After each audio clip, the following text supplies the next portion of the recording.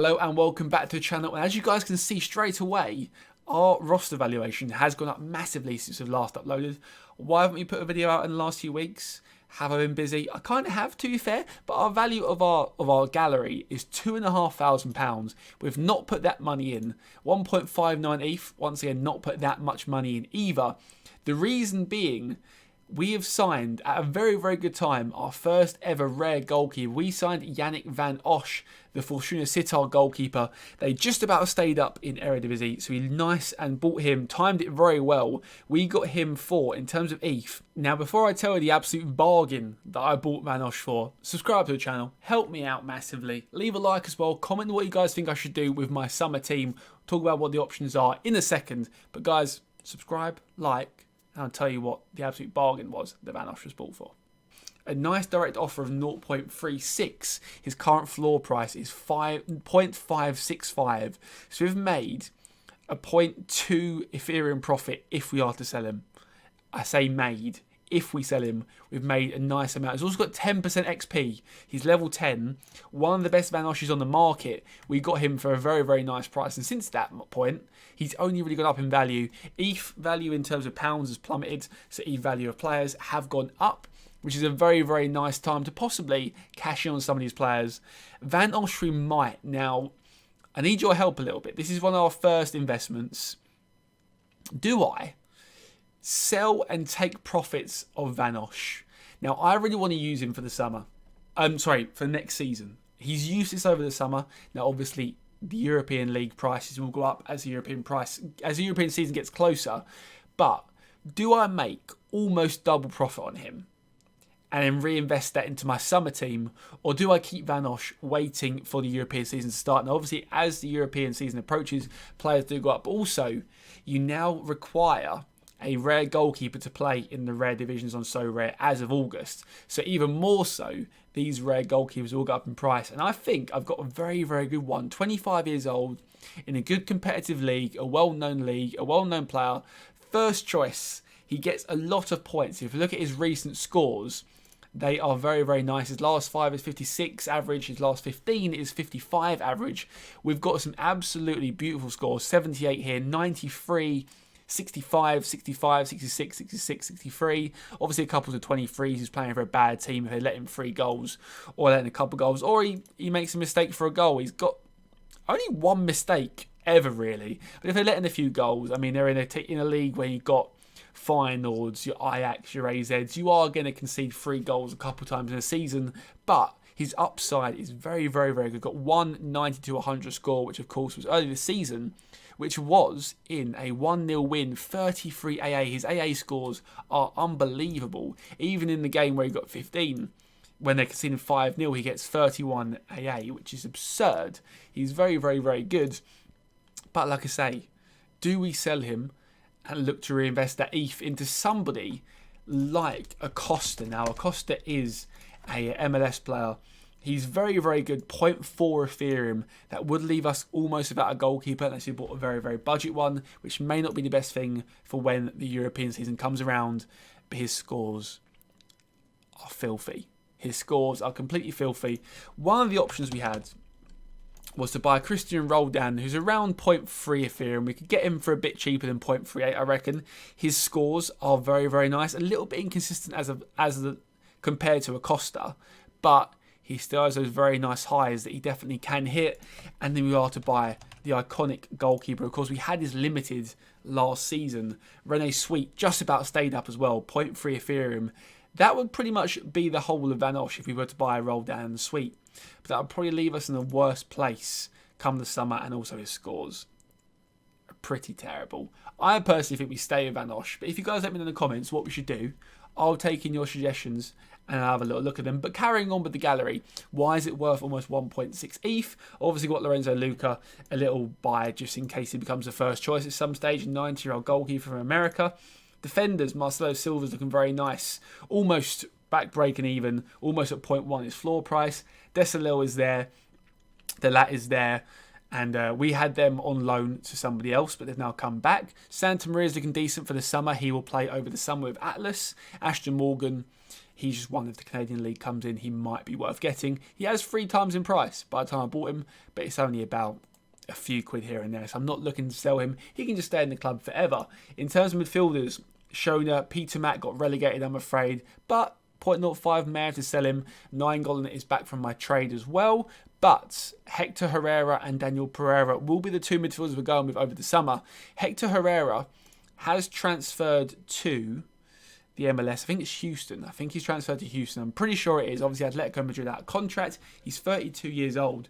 We bought him for way back in March for, let's have a look in terms of Ethereum. In terms of Ethereum, we bought him for 1.24. His floor price is almost 0.17. So that's a 0.05 ETH profit if we are to sell him. Obviously, I haven't made this money if we don't sell the players. I hope you guys are aware that if I don't sell them, I haven't made any money. But he will be a very, very good option in MLS. Fingers crossed. Obviously, he hasn't really played much for Atletico Madrid. He has got a couple of high scores. These are for Mexico.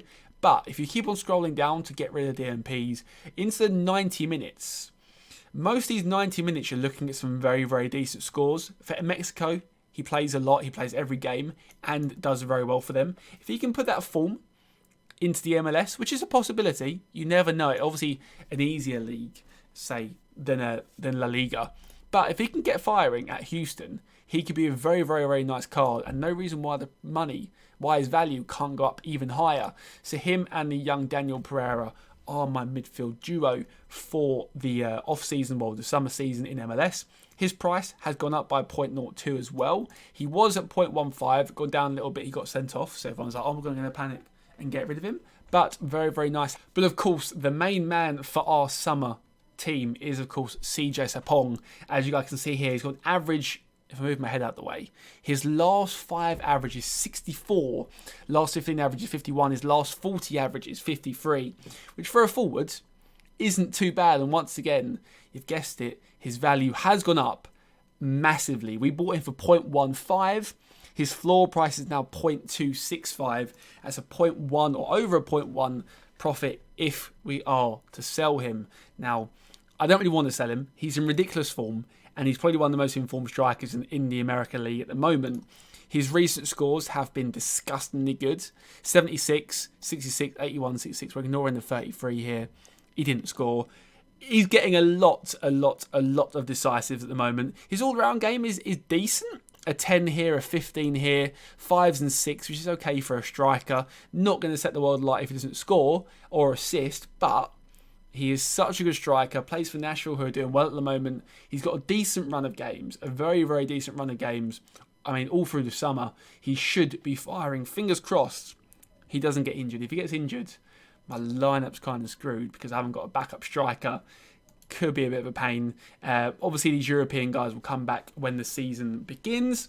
Obviously, Vossen is a very, very nice experienced forward. His value has gone up over the last few weeks. Like I said, with ETH going down, ETH prices of players rise. But we have a very, very nice lineup. So what is our lineup going to look like in the summer? Well, once the summer's over, sorry. I'm terrible at speaking sometimes. Once the summer is over, what is my ideal lineup? And it's probably this. Van Osch in goal. I'm really looking forward to using a rare goalkeeper. Normally we're stuck with these common goalkeepers. You get a 50% points deduction. And it's a shambles. If a goalkeeper gets a clean sheet, you end up getting like 35 points, which is terrible. If Van Osch gets a clean sheet, I get 70, which pushes me way towards the threshold, which we're looking for. Maybe we can get our first rewards with these type of players. He's got a 10% XP as well, which is absolutely absurd. If I can type in 10% here, is halfway to a captaincy. It's unbelievable XP boost. Obviously, it will go down when next season's cards come out. It will go down a bit. Marcelo Silva in defence. Very, very, very nice recent games. Shona, once again, just an absolute monster in midfield. 35 years old, but he's consistently hitting 50s above, which is what you need for threshold teams. Sapong, if he scores, if these players play out how they should, we should be getting rewards when the European season comes back. It's a lot of ifs, I know. I mean, I actually have a decent amount of depth. Vossen can come in the extra space. Herrera can come into extra space if he's playing well in MLS in the summer. We have a lot of options. We've got a lot of European players. I'm really looking forward to seeing how this lineup does come this summer. keep on saying summer. When I say summer for this, I mean the European season starting again. When the European season starts again in August, this team hopefully gets us firing. We can look at previous games where they've all played. It's a bit tough to decide. I mean, the inconsistency of some of these teams is the issue. When they're firing on their day, I mean, we're getting the 320 without Sapong scoring. If Sapong was to score, you'd be up there in the tier 2 rewards, possibly. This is what it depends on. It depends a bit on luck and fixtures lining up nicely for me.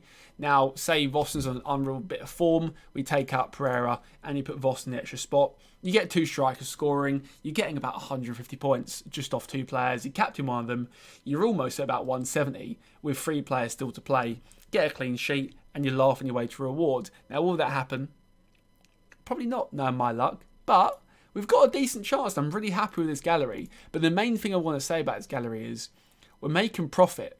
We're selling players, we're trading players, we're earning our Ethereum through the thresholds. We're making massive moves towards big players like a goalkeeper. Didn't think I'd be getting a goalkeeper this soon when playing this game. But 0.36 ETH, a lot of that was done through trading. Not much of it came out of my personal wallet or my own Ethereum that I already have. A lot of that came through trading players, selling players, and through thresholds. So I'm looking forward to maybe seeing if we can afford a MLS goalkeeper by the time next season MLS starts. That is my goal. My goal is to get enough Ethereum that we can get a European goalkeeper and an American goalkeeper and hopefully have consistent year-round rewards is what we want. Now, I hope you guys enjoyed this video. Let me know what you guys think I should do with this team. What is the best lineup for me over the summer? And also, what's our best lineup once the August period begins and European leagues start coming back? Let me know. Hope you guys enjoyed. And like I say, should I sell Vanosh? That is the big question. Should I sell him? Let me know. Hope you guys enjoyed. Subscribe if you're new around here. And I'll catch you all later.